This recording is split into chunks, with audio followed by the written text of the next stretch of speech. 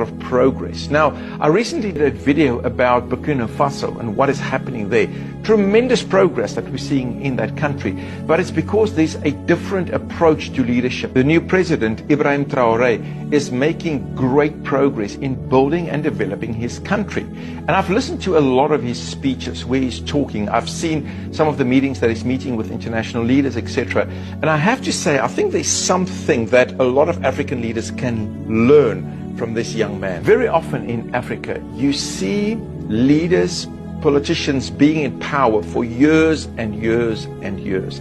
And very often, you find that a lot of them, they don't build anything. It's almost that there's more a consumer mentality and a desire to stay in power, but it doesn't benefit the people. The thing about leadership is all about developing other people to become better, even than yourself.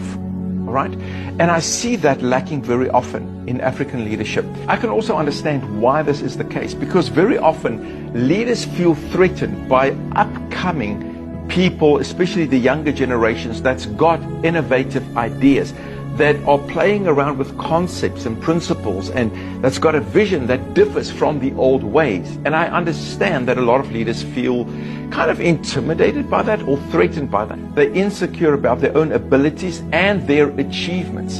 And instead of being open for a new generation to rise up, they press them down, they subdue them, because they see it as a threat. That's why older leaders will often criticize the younger ones, because it's a defense mechanism to protect their own self-esteem. Another reason is a fear of change. Success often brings change and challenges to the status quo. It's just how it works. And very often leaders feel threatened by these changes. They are comfortable where they are because it seems like the system is working, but very often the system is only working for themselves.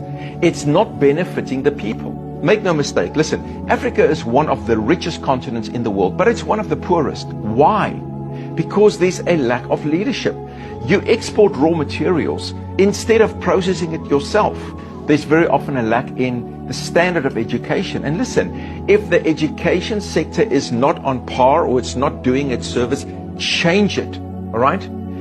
Education is key because knowledge is power. And as a leader, as a president, you have to invest in the upcoming generation and provide them with strong, effective education. You've got no other choice, because those children, those upcoming people, they are the doctors of tomorrow. They are the nurses of tomorrow. They are the educators of tomorrow. They are the engineers of tomorrow. They are the pilots.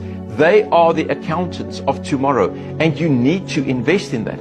But if you have an over sense of control, you will want to keep them uneducated. Why? Because uneducated people can be easily controlled. You cannot control educated people that easily because they can see through things. All right, they can do calculations. There's too little investment into building infrastructure, building roads, building hospitals, building schools, building things that can really take your country from this level to that level.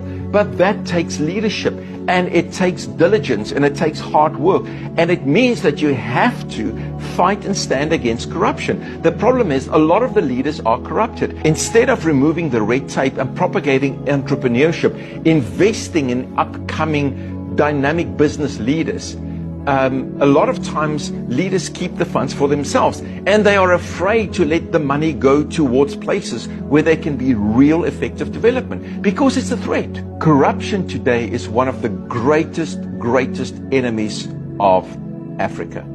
If Africa wants to move forward, you're going to have to root out corruption. You're going to have to say that we're going to stand on our own feet and we're not going to live off handouts all the time. It's one of the ways that Africa remains poor, because they depend the whole time on Western handouts. And when you fail at something, you